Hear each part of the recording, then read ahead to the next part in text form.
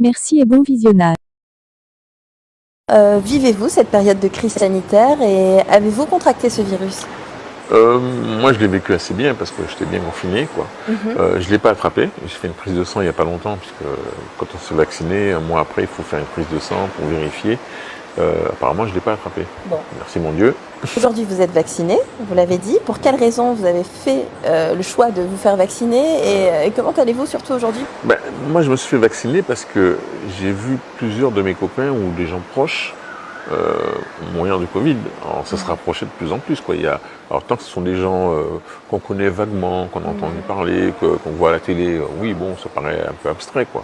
Et puis ça se rapproche. Ça devient des copains, des gens de la famille.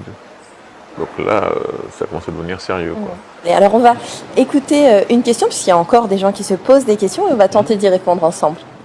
La question que je me pose, c'est pourquoi on insiste que sur le vaccin pour soigner les gens du Covid-19. En plus, dans une dépêche du ministre de la Santé, il y a un mois de ça à peu près, il disait que même si on est vacciné, on risque quand même d'être contagieux. Donc finalement, le vaccin ne sert à rien. Alors, c'est une question qui finalement est assez récurrente. Qu'est-ce qu'on pourrait lui dire à ce monsieur? Je comprends qu'il doute, parce que de nos jours, avec les réseaux sociaux, il y a beaucoup de gens qui donnent leur avis, qui en parlent comme si c'était des scientifiques, alors qu'ils n'y connaissent rien. Moi, je conseillerais plutôt aux gens de se faire vacciner. Bon, les fake news, les gens qui racontent des bêtises, oui, il y a toujours eu ça, mais là, ça prend des proportions, ils ne se rendent pas compte de l'effet que ça fait, quoi.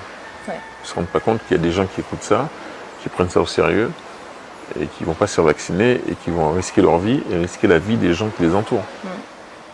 Je trouve que c'est important d'avoir des espaces d'échange comme celui-ci, où les gens peuvent donner leur point de vue, dire ce qu'ils ont entendu, ou ce qu'ils croient ou ce qu'ils ne croient pas, et puis que d'autres gens puissent leur donner leur témoignage, leur dire, voilà, moi personnellement, j'ai 4 enfants, il y en a 2 qui se sont retrouvés dans la porte de la réanimation.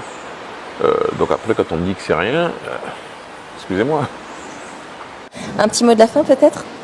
Vaccin là, c'est seule solution nous nie. Merci.